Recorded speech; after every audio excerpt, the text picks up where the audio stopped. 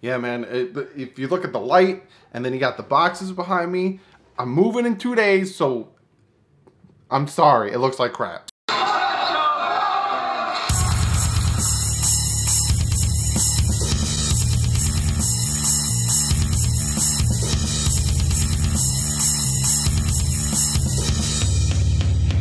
What's up, Fin fans? So you can tell by the title, I do not have good news for you guys today. Well, I have some good news for you guys today, but Darren Rizzi is not being retained by the Miami Dolphins.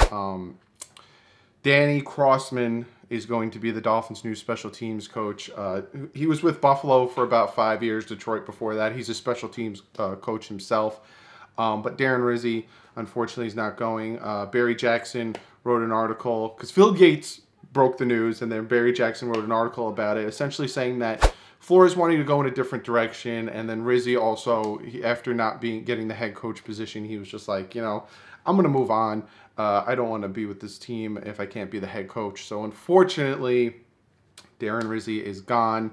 It sucks because, you know, I loved having him on the special teams on the side. We did great the past 2 seasons on special teams, especially with him as the special teams coordinator. We got touchdown run backs. We got, you know, it just sucks. But, you know, we knew, I didn't know, because there was a lot of times I was thinking, you know, why not keep him? Why not keep him? You still got him under contract. We're not hearing him going anywhere else or anything else.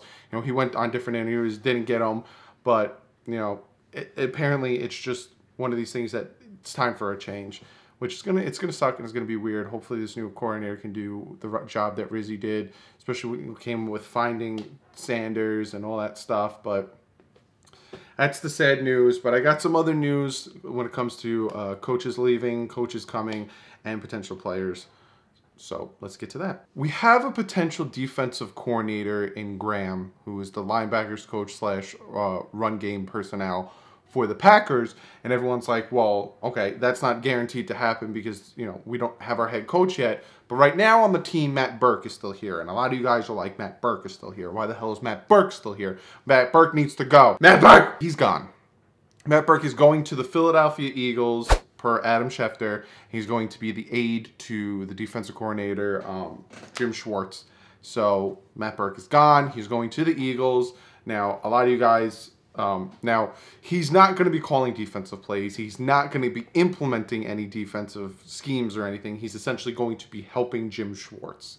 So it don't really matter that where he's going. You can't even be like, ha, Eagles fans, enjoy the wide 9, or all right, Eagle fans, enjoy having a shit defense, because he's not important there. So Matt Burke is gone. Is from Barry Jackson, and he said that Flores is retaining so far 2 coaches. Defensive back coach Tony Oden and the running backs coach Eric Studsville. So those are the 2 coaches. Again, everything that we're hearing out of Flores' mouth or the moves Flores is doing is speculation, because again, he's not with the team, so nothing is finalized. But as of right now, in the news and notes and things that I'm hearing from Twitter, from all these beat writers I follow, he's keeping 2, the defensive back coach and the running backs coach. But there is another name that the Dolphins are bringing in. So what we know is Caldwell's coming in as assistant head coach. You have O'Shea's coming in as offensive coordinator. We have Graham coming in as defensive corner. And then the other day I made a video about the linebackers coach for the Giants coming over and the defensive line coach for the Jaguars coming over. I'm assuming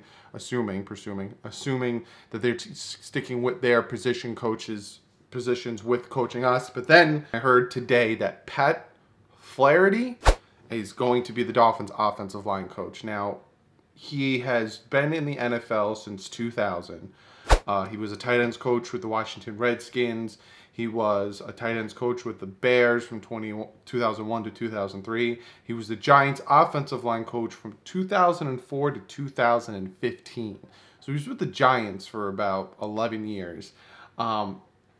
49ers coach for 2016, and then the past 2 seasons he was with the Jacksonville Jaguars. Last year, the Jaguars offense was hot garbage this past season. Bad ratings when it came to running and passing. But the year before, his first year with the Jaguars, they were 1st in rushing yards, 2nd in rushing touchdowns, and 9th in rushing yards per attempt on offense. The passing was 17th in passing and 20 in touchdowns, but points for and yards 5th and 6th. So you got to think, like, why were they so bad this year? Was it injuries? Why were they so good the year before? So with this offensive line coach hiring, I'm okay.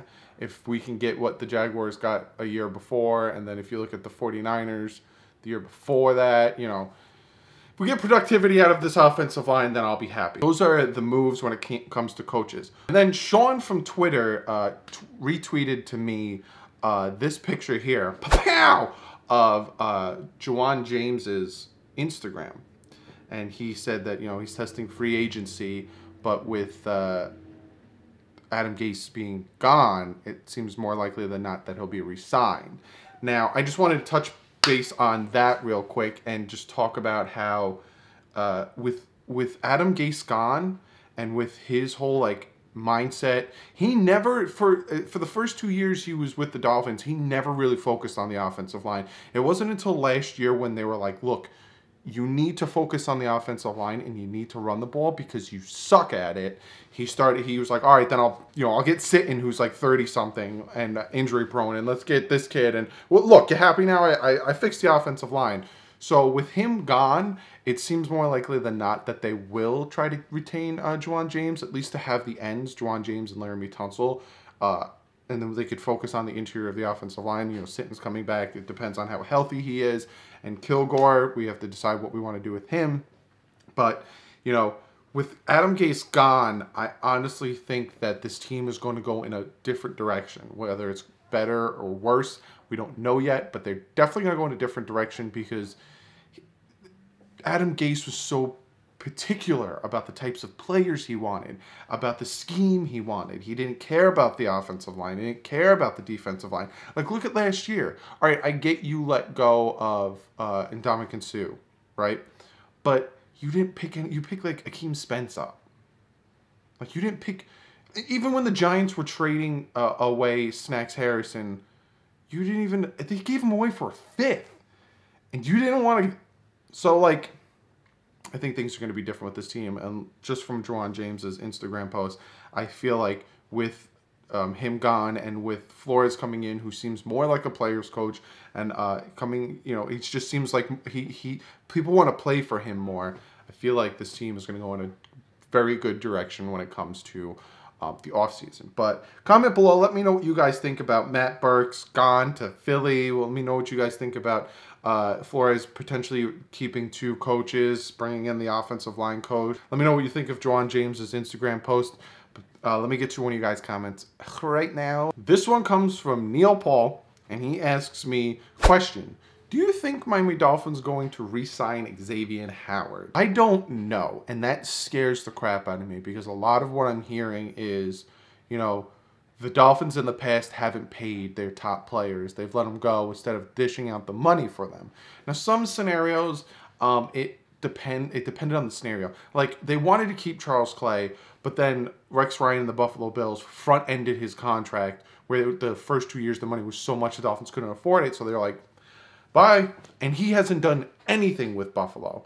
I'm thinking, like, the more I'm thinking about this, I think I'm going to do a video about Dolphin players and how they've done since they left, because there's that stigma that when Dolphin players leave, they do better, and that's not necessarily true. So I think I'm going to do a video on that real soon.